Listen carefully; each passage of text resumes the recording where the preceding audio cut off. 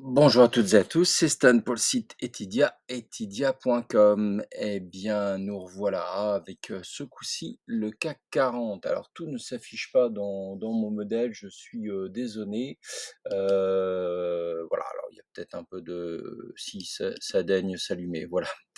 Euh, donc, où en sommes-nous sur le CAC 40? Je viens de faire l'analyse du S&P 500 où on concluait à une certaine neutralité.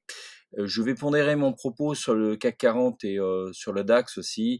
C'est-à-dire que, bien sûr, les uns et les autres s'influencent surtout à partir du S&P 500, mais il est clair que l'Europe, ayant peut-être un peu plus dégusté à un moment donné, peut-être le fait de la guerre en Ukraine, qui a conclu à des flux peut-être différents en termes monétaires, je pense notamment, eh bien, on se retrouve avec un CAC 40 qui a dépassé, vous voyez ici, un des plus hauts du 8 janvier 2022. Donc très clairement, on est sur des plus hauts historiques.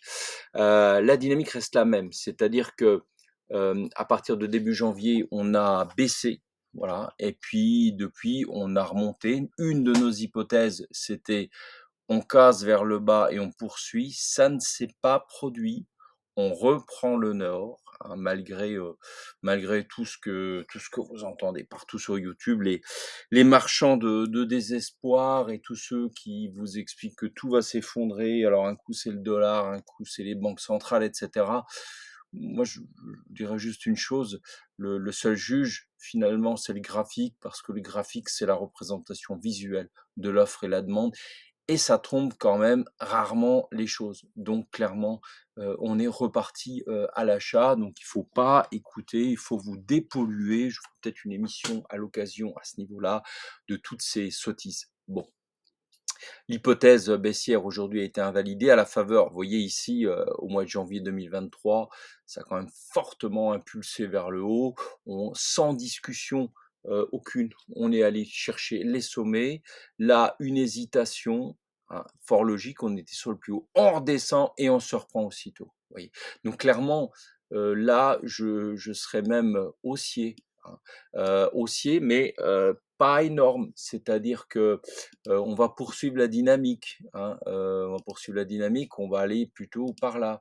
On va pas, on est en poursuite d'une tendance intermédiaire, voilà. On ira probablement là. Ouais. Il y a un seuil, c'est les 8000, je pense que c'est assez symbolique. Et après, on descendra, évidemment. Donc, on va suivre cette logique-là. Vous voyez, ce Keltner, on est sur le canot du haut du Keltner et donc on va le poursuivre. Si on redescend, ce sera pas bien méchant, on s'arrêtera dans cette zone-là. Et là, à ce moment-là, c'est une incitation à renforcer. Je crois que les choses sont assez claires sur le CAC 40. Là, on renforce. Voilà. N'oubliez pas que devant nous, il y a des mois d'été. Les mois d'été sont toujours assez, comment dirais-je, perturbés, hein, sur tout un tas de choses. Et donc, ces mois d'été peuvent être l'occasion d'un petit chahut, vous voyez, comme il y a eu là fin mars, voilà, un petit chahut comme ça, on reprend des forces et on repart, hein. Là, ici, la ligne médiane doit être l'occasion de répartir les choses, quoi, hein. Voilà, eh ben, je suis positif sur le CAC 40. C'était Stan pour le site Etydia, etydia.com.